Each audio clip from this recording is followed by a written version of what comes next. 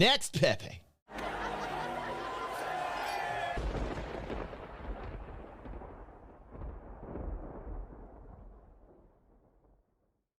What is this that I'm seeing here that you guys linked to me to watch? Star Citizen's massive Idris ship leak is crazy. Okay. Now I know what we're doing here. We got massive. These are tricks of the trade of being we're getting you with the massive. We're getting you with the crazy. That's why Christy started going out with me. All those lies I told her. It's massive. It's crazy. And then, quite the opposite. CIG devs are slowly returning from winter break, and while the official dev news has been a bit slow this holiday season, the Star Citizen leaks are going absolutely bananas. A massive walkthrough video was posted for the long-awaited Idris capital ship, and the scale is frankly stunning. Honestly, it makes me wonder a lot about what the heck massive ships are actually supposed to be like in the persistent universe. Massive. Simply massive. Big explosions when I fire torpedoes at you. You best watch out. You're in a big ship. Best watch out. This is the sound I hear. Pepe, play that sound I hear when I see big ships around me. There you go. That's the right one. That's the right one. Watch out. Let's get into it. So this isn't the first time that we've seen a preview of the Idris interior, but it's the most thorough and updated look of the ship, and frankly its scale is insane. Even more so when you consider that the Idris isn't even close to being the biggest capital ship in the game. We know that this ship will be player flyable when Squadron 42 releases, so it's possible that we'll be seeing this in players' hands this year. And thanks again to Pipeline for the leak. I'll leave a link to their Discord in the description if you're interested in following them for more up-to-date leaks. Now, for the uninitiated, the Idris is a large military ship. It's one of the smaller capital class ships with lots of turrets, a spinal mounted railgun depending on the variant, and an impressive hangar bay. Actually, the hangar is a good spot of discussion to begin the video with. In this walkthrough and the single-player trailer, the Idris is shown to house about 3 Gladius light fighters within its main hangar bay. But the sheer size of this hangar means that it should be capable of housing much more than just 3 Gladiuses. Man, people are going to be, who we joking? People are going to be cramming ships. Cramming it. Players have packed much smaller. Sir, the 99 Gladiuses are parked in the Idris's bay as ordered. We're ready for your order. We're ready. Please tell us to launch. Oh my God. Somebody tell the captain to launch us.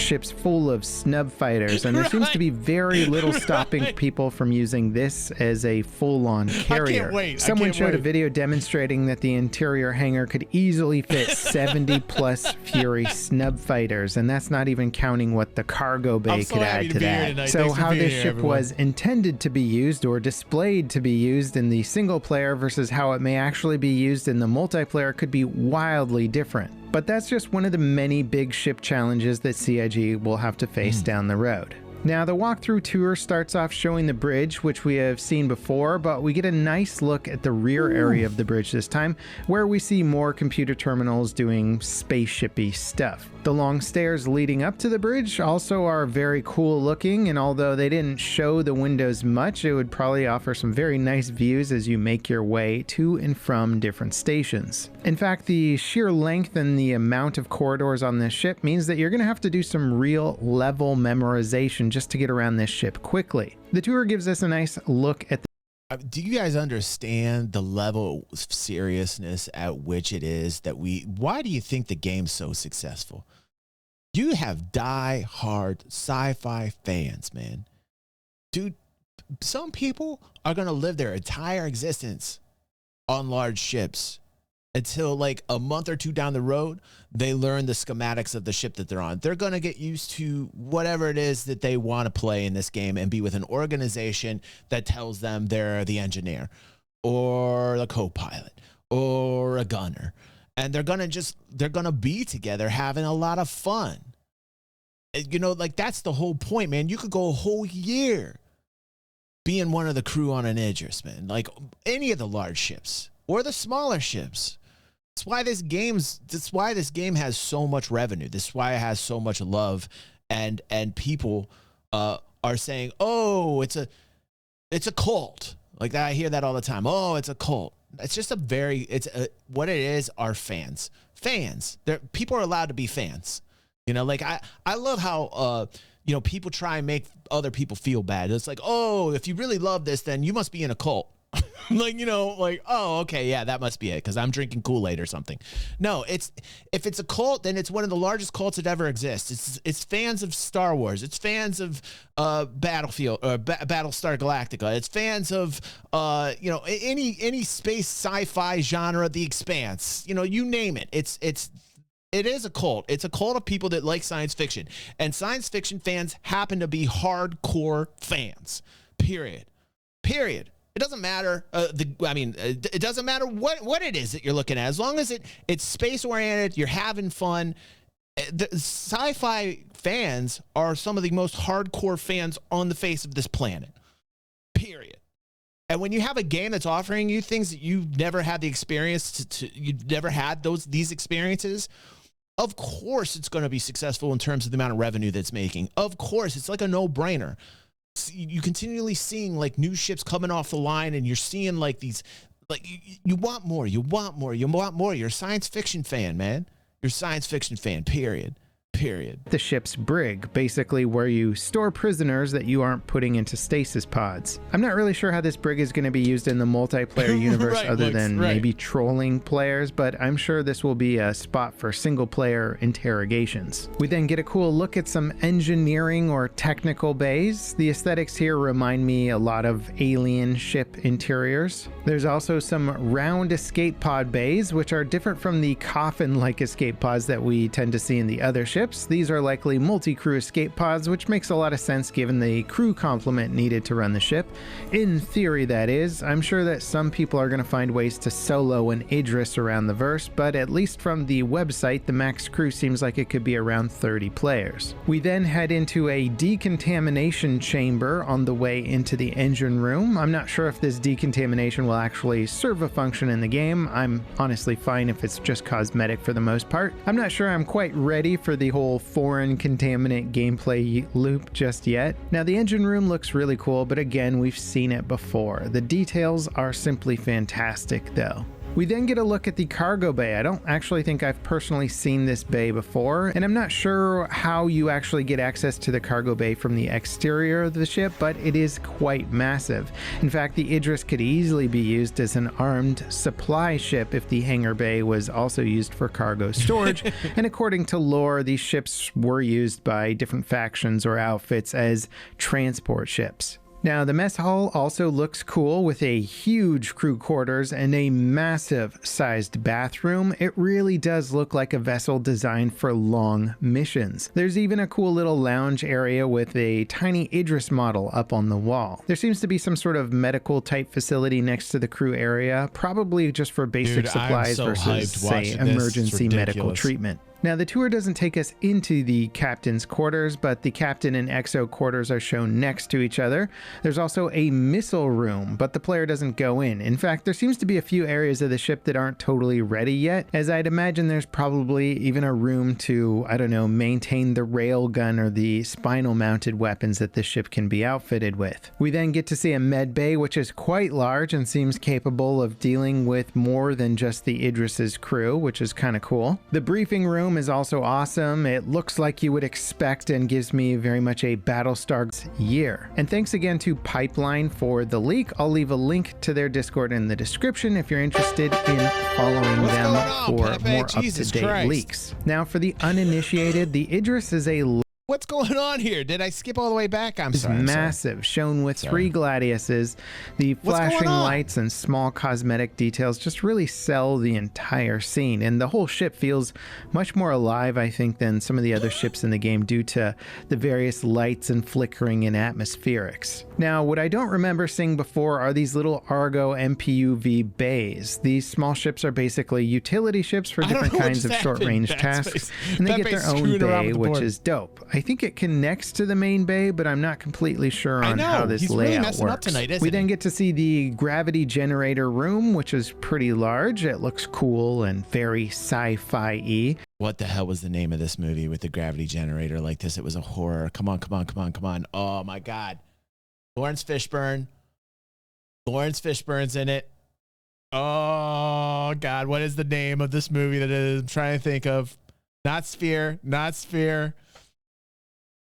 Event Horizon. Coob. God bless you, Coob. Coob. God bless you. Give this man some applause, Pepe. Coob's on it. Coob, you're on it, man. You're on it, Coob. Event Horizon. This totally reminds me of the Event Horizon last scene. The last scene of Event Horizon, man, just, if they colored it like red like this, oh my God, I got to watch that movie again. That was such a great movie, Event Horizon. And finally, the player gets into one of the Gladiuses and does a takeoff demonstration, showing the player loop around the Idris and then landing into the rear opening of the ship. I love the that sequence, movie. frankly, is insanely impressive. I have no doubt that this ship will be absolutely epic for the single-player aspect of the game. It does, however, give me a lot of questions about its multiplayer. Goodness. Look who's here.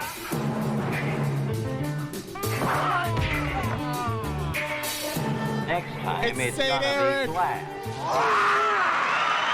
It's St. Eric coming in with 10 community sub-gifts. We love you, Eric. Thanks so much. He is our benefactor of this month's giveaway. Let me get the giveaway specifics for you. Hold on one moment here. We are giving away a Zeus Mark II MR with Concierge Solstice Paint LTI. Whoo! We're also giving away a Sulin with Talmo Paint. Let me give this link for you guys if you're interested. And that is because of St. Eric. We love you, bro. Thank you for all you do. And thank you for helping this channel out in a huge, huge way. I am so grateful for you, man. You just doing these giveaways. It brings new eyes and new people. Look at this. Hugh coming in with 7 gifts. This type of stuff grows the channel, you know? Grows our community. Thank you. Thank you, Eric. Thank you, Hugh. Rocking it with the 7 community subs. Thank you, bro. That's these types of things that happen. That's how it helps really seriously grow DG360 and myself. I'm growing right now. Watch out. Player use cases. There's a lot of space in this ship that frankly might not be used that much in the multiplayer world, but it's really hard to know. Endgame or even big ship gameplay has only been loosely talked about and more in a conceptual way. It's hard to imagine players taking advantage of all of these facilities on a regular basis. So we got a battle going on here. I love it. Let's see what's going on here in the chat. It's time to see what's going on in the chat. If you look up here, right around this area here, what you can see is Eric Zarul has 35 gifts. Wow, 35 sub gifts, and Hugh's got 30. And Nikki's on here with 7. Look at Hughes. Uh-oh. Watch out. Hughes coming right back at you. Whoa. This is exciting for me. Not so much for the fans. It's gonna be because they're like, this guy's getting all these subs and shit, but they don't understand it's helping them. So, you know, just don't worry. They don't get it. But I get it. Eric, I understand. Hugh, I understand. I understand. You keep this up all night. This could be the Eric and Hugh show. Pepe, can we retitle this the Eric and Hugh show? No. Okay. You want me to get moving with the show? I'm taking too much time up? Okay. I am still funny though, right? I'm not? I hate you, Pepe. I literally hate you. Okay. Sorry about that. At this point, we really just have no idea how practical the interior of this ship will be for multiplayer or how it might get repurposed by players. I'd imagine that we'll see players packing these things full of cargo. What's up, OI? I had to get in there. That's nice. Hugh gifted him. Hugh gifted OI. I love that. Hugh's edging it. Or even using the cargo bay to store more ships or vehicles depending on how they want to use them. The minimum number of crew needed to achieve a decent combat rating will become a major factor, I would imagine, for multiplayer. The website seems to indicate that it could run with a minimum crew of 8, but I'm sure players will figure out different ways to make this effective. Could you imagine? Oh my God, that would be a wonderful, glorious day, wouldn't it, Carl? Carl says maybe DG can actually get a gaming PC after this. Every time I save up enough money, there's always something new. Car problems. Christy needs help, lost her job. Every time I have the money, there's always something. So I've just resigned myself to just chilling out, Carl, and being here and just breathing and having fun with you guys. And I'm fine with that. I love that. I love it. I want more of it. With even less. The walkthrough is really inspiring, and it makes me very excited to get one of these in game and fly it around for myself. Gaming would be cool. What do you guys think about this crazy walkthrough? It certainly gives some context as to why some of these massive ships take so long to complete. I can only imagine the Javelin and the Bengal carrier interiors, let alone any of the Vandal ships, which simply dwarf the Idris in scale. Now, if you want to hear more about the latest and craziest leak for Star Citizen that actually gives an internal release date for Star Citizen set in 2025, check out this video here. It's pretty wild stuff. Also, drop me a like if you enjoyed this content, hit that subscribe button if you want to see more content like this, and ding that notification bell to help beat the YouTube algorithm with me. As always, guys, thank you so much for watching. Hey, man, I'm telling you something. Pipeline's been around for like ever, haven't they? I remember back in the day when I was making my own content, I'd use some pipeline sources for some leaks. Sometimes they get them wrong. The majority of them are okay, but I would say it is interesting to see now Level Cap using Pipeline as well for leaks.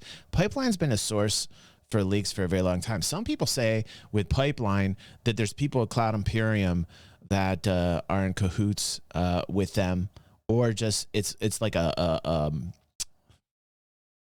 like a covert op where like they want the information leaked, so they give it to Pipeline.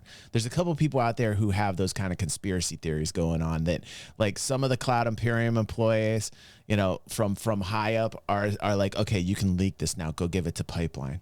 So that's something interesting going on behind the scenes that's talked about with the Star Citizen fans out there. I know. And I think to myself, like people sometimes they go a little overboard. They think it's a lot more than it is, and it doesn't get that deep because it's a game, right? Backspaced. But I did play EVE Online, and let me tell you what, wouldn't believe what I saw on EVE Online, man. Craziness. So I think that these types of games, they gravitate towards people that take the game maybe a little too seriously. So you got to be careful of that, and you got to make sure that you're doing it because you want to have a good time and some fun. And if your fun's ruining somebody else's fun, well, I can understand that if you're a PvPer, because I am a PvPer. But like, you know what I mean? Like ultra douchey. Where you're going after somebody in the personal, that's just wrong. That's just bad. You got to be careful with that. That's toxic gaming for real. You don't want that. Stay away from that, right, Pepe?